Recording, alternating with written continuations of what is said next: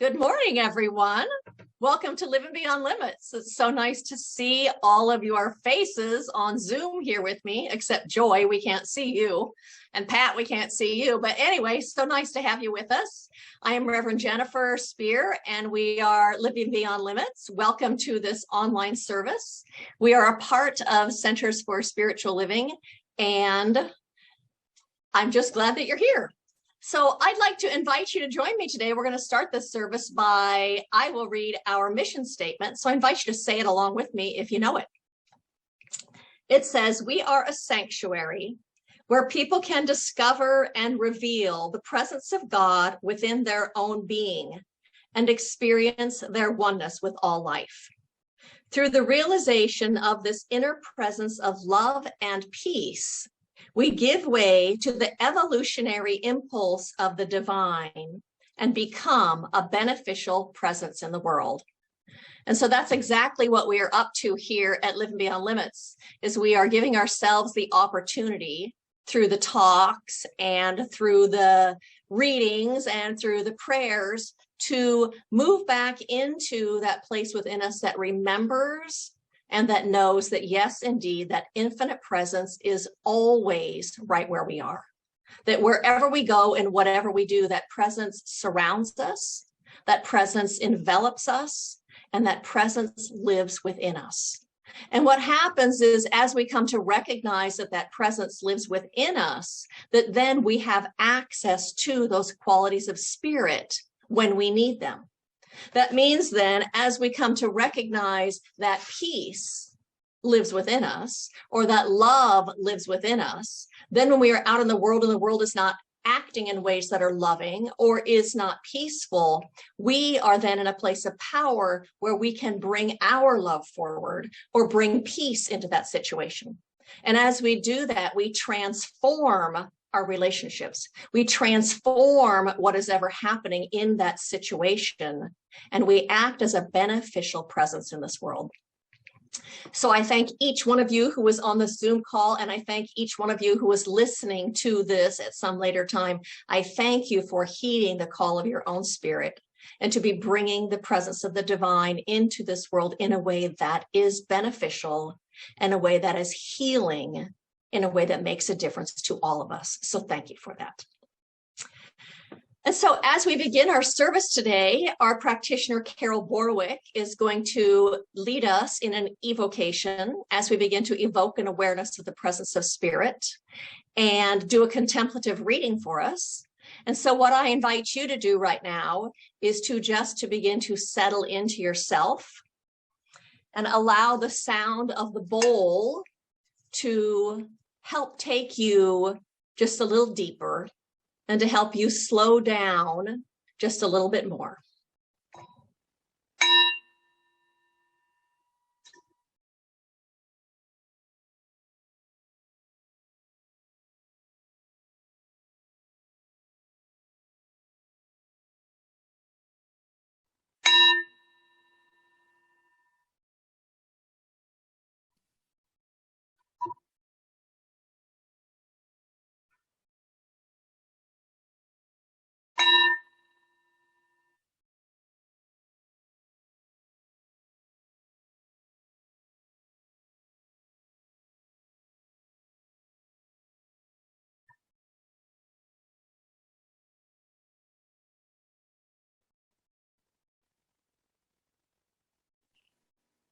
And so this morning, I know that wherever we are in the presence of the divine. And just allowing ourselves to sink in to that knowledge right now and to know it in our heart, not just a concept in the mind, but a fullness of being. And that we are not only in the divine presence, we are one with it, as all life is. And I think as I look out this morning at the beauty and the joy and the dance of life, that is the nature of God. And I know that that is our nature also. As we go within, that beauty, that joy is all part of us. And that I know that I create my life every day with this knowledge, with these thoughts, with these feelings.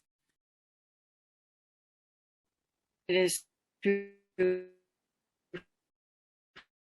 for everyone. Just so grateful for living beyond limits and every person message today as she guides us on our spiritual journey. And I reach out to every person in the world because I know the truth of our words are true for everyone. And may every person know that too. And so I bless this time together and I say thank you, Divine Spirit, and so it is. Good morning. I have a reading today that I selected from one of the Science of Mind magazines. It is by Carol Shields, a very active laity member in our organization, and she is at the Center for Spiritual Living in Santa Rosa. Her reading or prayer this morning was titled Our Dance with Divinity.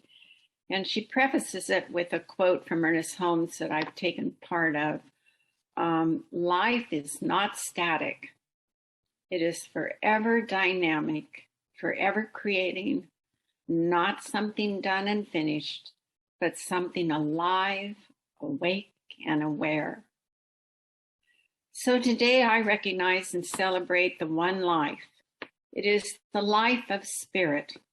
Spirit is in continual expansion of new life into a universe overflowing with infinite joy and bliss. I am one with this powerful presence. It is the source of my life, and it gives itself to me fully without restriction. I accept a greater experience of joy and bliss in my life, knowing that spirit has its home in me and finds expression through me. I live my life guided by this light, embraced by this ecstatic dance with the divine. I am spirit expressing love and connection with arms outstretched to all sentient beings. I bless every heart and open myself to greater sacred service, empathy, and nurturing of others. Today, I empty my mind and open to the call of my own soul to allow gratitude, joy, and new life to emerge through the dance with the divine. I say yes to life, and so it is. Thank you, Carol. That was beautiful. Thank you very much. And so do you ever feel these days kind of like you have an emotional hangover? You know, we've been through a lot in these last couple years, a year and 8 months of living through a pandemic. And businesses have closed during that time, and the schools have closed, and I'm sure that your lives have changed in many different ways due to that pandemic. And many people have died, and perhaps you know people who have gotten sick or have people in your life who have died. And we're not through it yet. We're still in the midst of it. And there are new variants, and there are new rules and new guidelines to follow. And what happens because of all this change and the continual change is it leaves us feeling like we aren't standing on solid ground because things are constantly changing and therefore they feel unsure. I was talking to Carolyn Tate on the phone the other day, and we were talking about making plans and doing things. And she says, these days it's like you can't pin anything down because everything is constantly moving. And that's kind of what it feels like everything is just constantly moving these days. And then, of course, on top of that, we have politicians who can't agree on the best way to move forward through this pandemic, or agree on anything for that matter. And we have divisions in our population over masking and over vaccinating. And people feel really passionate about whatever their stance is on that. And then there are flash mob robberies and school shootings and all of that. It's a lot that we are living with and have been living through these last couple of years. And all of those things can really weigh heavily on us. I heard a couple people talking recently saying that they're doing things that they enjoy doing, like spending time with grandkids and things like that, yet they don't experience themselves as experiencing joy while they're doing it. I think that's that hangover part that I'm talking about, where we're doing things that we like, but it just somehow doesn't feel the same. There's just this kind of heaviness to us right now. And I know that we all know what we put our attention on expands. So if we're watching negative and scary news, we're going to have a sense of being drugged down. And if we watch that kind of negativity a lot, we may end up feeling helpless and hopeless. But what about the hangover part? What about that residual stuff that we're carrying around? To me, it's as if we're carrying this sadness and this angst from all that has been happening, and that we're carrying that with us wherever we go and in whatever we're doing. And it's almost like we're coated in this thick ick that we're kind of walking in and taking with us. That ick is that collective pool of human consciousness that we live in. It's the water that we're swimming in. So it isn't just what we focus on and what we think about that creates our experience, but it's also that collective field that we live in, a field of thoughts and a field of emotions from the people that are around us, and actually from the people of this entire world, human consciousness that we live in. And that consciousness right now feels really thick to me. And so that being said, I think that now more than ever, it is so important that we take good care of ourselves, that we take care of ourselves mentally and emotionally and spiritually and physically. And so the title of my talk today is Finding Joy, talking about that finding joy even when things feel thick. I know that we all want to experience joy. We want to be in joy. We want to experience the joy of the moment in doing whatever is right in front of us that we're doing. And you might have noticed that children, they have that natural state of joy within them. They come that way. And I think they live in that state of joy because they're not carrying the weight of the world with them. They don't have that weight on their shoulders, and they are present in the moment. And I know that if that is their nature, then that means that joy is our nature as well. It's just that we need to access it in order to experience it. I also know that we want to experience serenity as we move through our lives, that we want a sense of peace.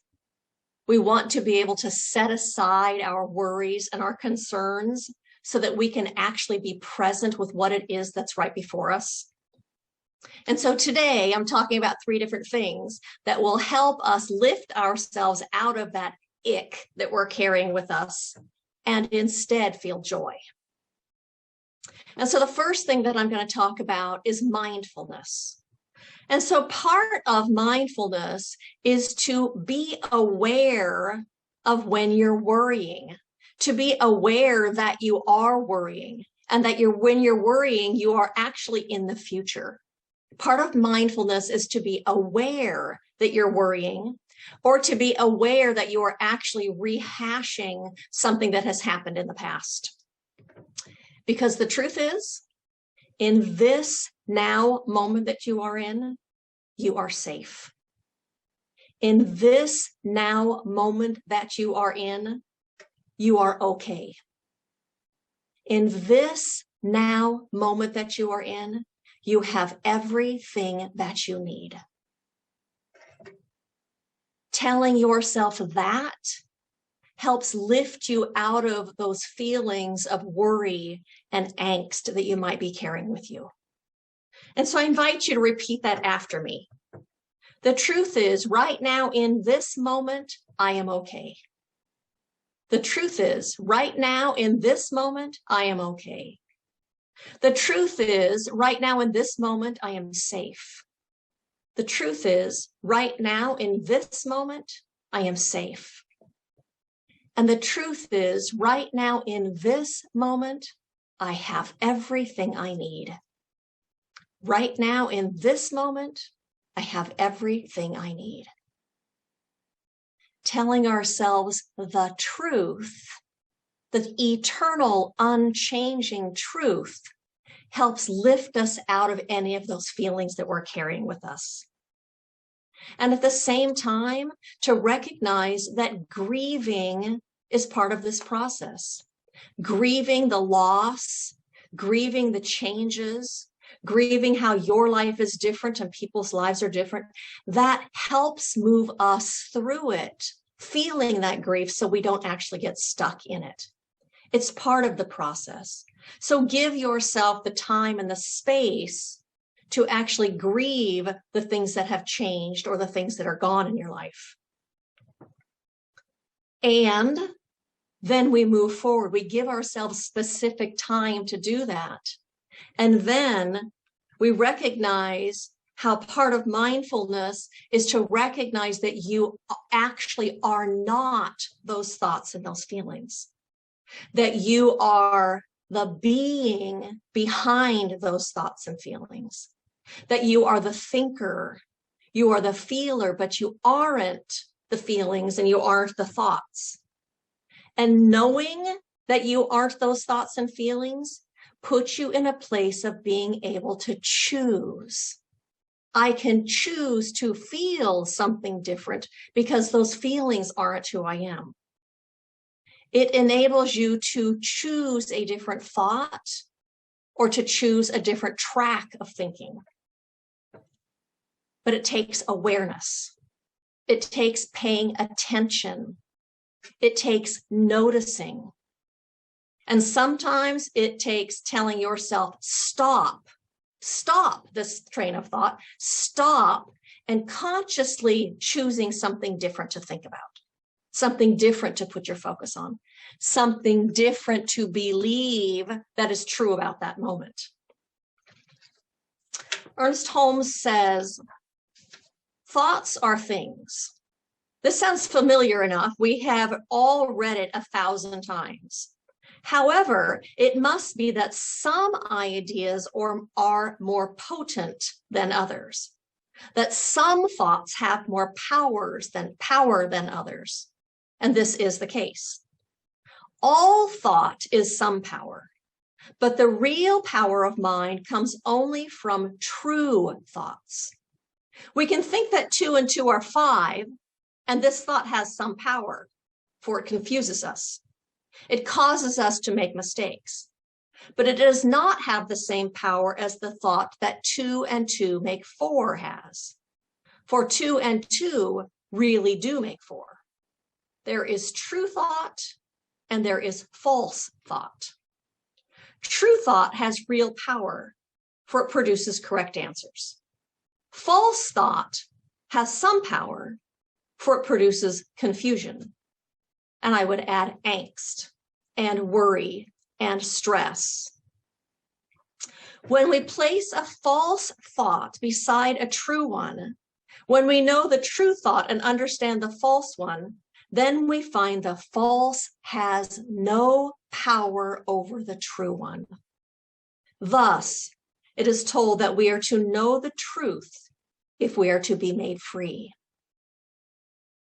Knowing the truth, the eternal truth, lifts us out of those feelings of fear and worry and distress and unease. So that's my second thing that we do of the three today. We tell ourselves the truth. That truth, that right now I am okay. Right now I am safe. Right now I have all that I need. The truth that the creative power of the universe, the infinite love intelligence right now is active in and through this world. Right now, that love intelligence is expressing itself in and through this world. You tell yourself the truth that you are never stuck. You tell yourself the truth that the nature of God is good and that good is happening even now. For knowing the truth makes you free.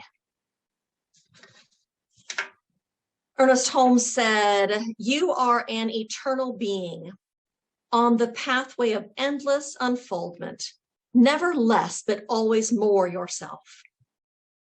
This is what Carol told you earlier. Life is not static.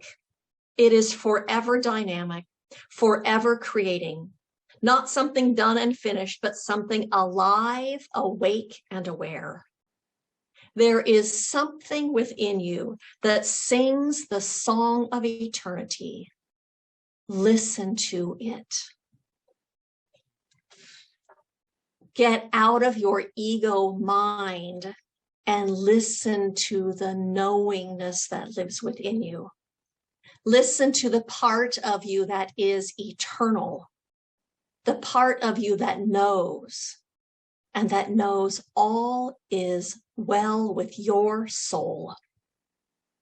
Always. Tell yourself the truth, for there is true thought and false thought, and thoughts are things, and new thoughts create new emotions, which create new situations in our lives, and all of that creates a new inner experience that we have. And so listen to your own higher knowing. And you might do that in silent meditation, where you get beyond the chatter of your mind. You might do that by listening to the masters, spiritual masters, and some of their writings. Because as you know, what happens when you read those things that lift you up, it's not putting something new into your head. It's stirring something that already exists within you. The part of you that is eternal and the part of you that knows the truth. It awakens that and stirs that so that you can once again rest in that consciousness and in that knowing. Get out of your head and your worry and into your knowing inside of you. And the third way that you can take care of yourself is to do something that helps you remember that life is beautiful. Do something that helps you remember that life is magnificent. Do something that helps you remember that life is so much grander than what it is that you perceive on most days throughout that day. And for me, that often means getting out in nature, especially getting out in nature somewhere where I cannot hear the traffic. I've also found actually that even looking at pictures of nature helps me. It helps me expand. It helps me let go. It helps me remember. It helps me unplug from the dramas and the traumas of this human experience to recognize that there is something beautiful and grand and magnificent that is always present. And so one day this week, I was on my computer, and when I get on my computer, there's a picture on the screen when I open it, and it changes all the time. And they're often pictures of nature. And this week, one of the pictures when I opened it was a picture in Switzerland, and it was this bridge that was like a double bridge. It was like arched and came down in the middle over this beautiful river. And so I clicked on it, and it told me that it was in this town in Switzerland. And then I clicked on that picture, and it took me to the photographer of that picture, which took me to a dozen more of his pictures of snow-capped mountains and aqua-colored lakes and rivers with trees all around them, trees down both sides. And it was so beautiful. I literally found myself out loud breathing a sigh of relief. Because I forget. Sometimes I forget when I get so caught up in this world. I forget that God is so much bigger than what's happening. Seeing those pictures of nature helps me remember. It helps me remember that there is so much more than what is happening in our lives or in this world at this moment. It helps me remember that there is so much more than what my thinking has been focused on. It reminds me that this universe is filled with a creative intelligence, that this universe is filled with that presence, and that it is so much bigger than any seeming problem. Ernest Holmes said, "The universe is filled with life. The air, the sky, the sea teem with intelligence, with majesty and might. And deep within me, some subtle inner sight beholds and sees, comprehends and knows the all. It neither fears nor falters, but answers the divine call to be as one beyond the bounds of time and space, to overcome the bondage of the human race, and to leap with trust, undaunted, free, into the deeps of the infinite sea whose waters, calm, are ready to receive those who in simple faith believe." Being in nature or seeing pictures of nature helps me believe. It restores my faith in the immensity of God. It restores my faith in the power and the perfection of that one who animates all things. It reminds me of what I forget when I'm in the human drama of the world. And sometimes you don't even have to get out in nature, but it's just witnessing the beauty that is all around us that helps us take care of ourselves, that helps us remember that there is something beautiful and magnificent that is at the center of everything. Sometimes it's just looking at a bird and how amazing their colors are, or their feathers, or the fact that they can fly, the fact that they were designed with hollow bones so that they weigh less so that they can fly, or seeing the beauty of a flower or a garden of flowers, or the beauty of a tree. Sometimes it takes just stopping, like we do when we're at the nature center, and look at a tree, to look at the bark and to look at the leaves and to look at the magnificence of that thing, helps remind us that there is something beautiful and bigger than what's going on right now. Seeing that reminds us that there is an intelligence and an order and a beauty that is everywhere present. And for me, it also reminds me that I am not alone, that there is something that is there, embracing me and carrying me. Another thing that we can do during these times to take good care of ourselves and to help lift us out of those feelings of angst is laughing. Whether it's laughing with your friends or laughing because you're watching something that you think is funny, watching a funny movie, all of that helps us find that innate joy, because that joy is still in there. Colleen and I have been watching stand-up comedy quite a bit through this pandemic because it feels so good to laugh that hard and continue to laugh for like a half an hour. It lets go. It's healing for us. Another thing that you can do to take care of yourself and to remember that life indeed is beautiful at its core is to do something loving for another person. For when you do something loving for another person, you get to be in love. You get to feel love. You get to experience love, and you get to see the goodness of that other person and the goodness of yourself. And so I have a question for you, which is, what is it that you can do in your own life to remember that life is beautiful?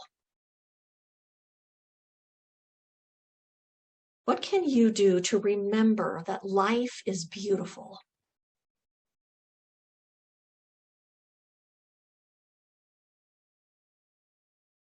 And if you have a piece of paper and a pencil, you might want to write it down. And what can you do to remember that life is wonderful?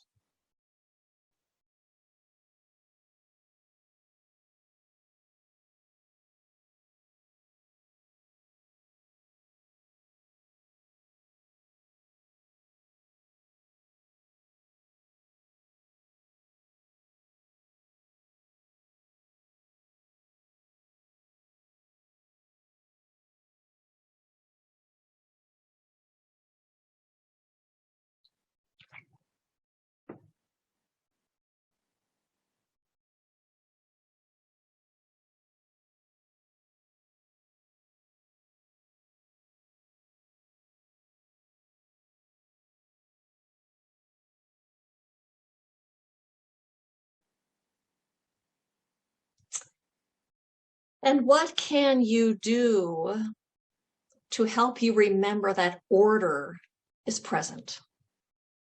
That there is an order that is present in this universe.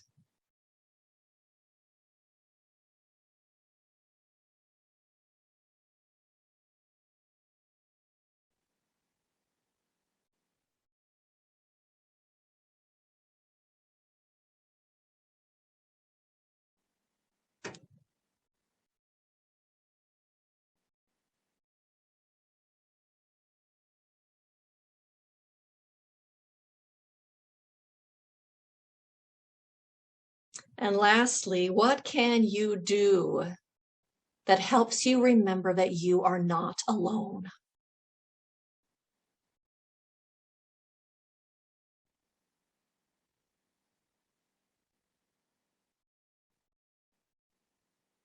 That indeed there is something bigger.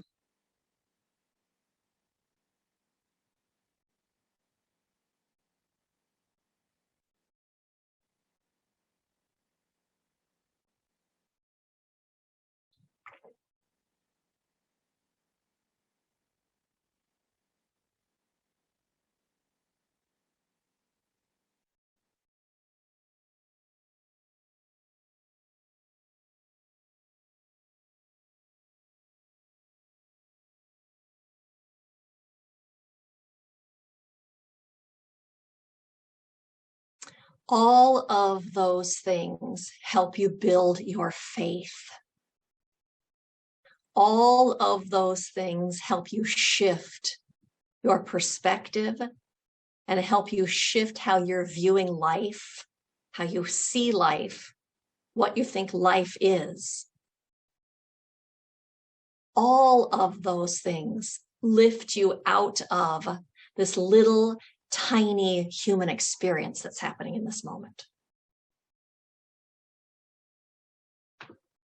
And so my call to you is to set aside your worries and your concerns for a specific amount of time. Literally decide you're going to and take it off. I'm taking off these worries and concerns and setting them aside for, and choose 10 minutes, an hour, 5 hours a day. I'm going to take these off and set them aside for this amount of time. And then do something, one of those things that reminds you of the truth, that reminds you that the divine is present in your world, that the divine is present in this world. Do something that helps you remember that life is beautiful and that there is an intelligence, that there is an order that is expressing itself in and through everything in this material world. Witness that. Notice that. Remind yourself of the truth. And laugh. And get out in nature. And do something loving for another person. All of those things will help lift that weight off your shoulders that you might have been carrying around, and instead to experience the joy that is already within you. And so blessings to each of you on this path of living in the truth, this path of remembering, this path of bringing forward your experience of capital T truth as you move through this life. Blessings to each of you. And so I invite you to join me in an affirmative prayer. Oh, how good it is to be in recognition of this infinite presence, this presence that wraps itself around us and carries us and buoys us, unfolds itself within us at every single moment. For it is absolutely the animating force within each one of us. It is the life presence. And it is the very nature of our own spirit, of our own soul. And as I recognize that, I know that we can never be separate or apart from that presence, not for an instant in all of eternity. For it is the very essence of our beingness. And it is certainly, we are not all that it is, but we live in all that it is. And all that it is lives in us. And so today, I know that as we move out into our individual lives, that presence leads us and guides us and speaks to our hearts as peace, as serenity, and as joy. And as we look around us and we witness that divine presence that is everywhere present, we discover the joy of living. For we are absolutely here to experience that joy in this world. And so I just recognize that in this world also that presence of the infinite one is unfolding itself as intelligence and as order and as good in and through every single person, in and through every country, in and through every political system, that we are each being led and guided into a fuller experience of the good and into a fuller expression of the divine that we have come here to be. And so we rest in the good and in the beauty and in the magnificence of life, recognizing that this is the truth. And so it is with a grateful heart that I release this prayer into the creative law of the universe, knowing that it is done simply because we have put our attention on it. We have said yes to this, and because it has always been true and is true now. And I release this prayer and say, and so it is.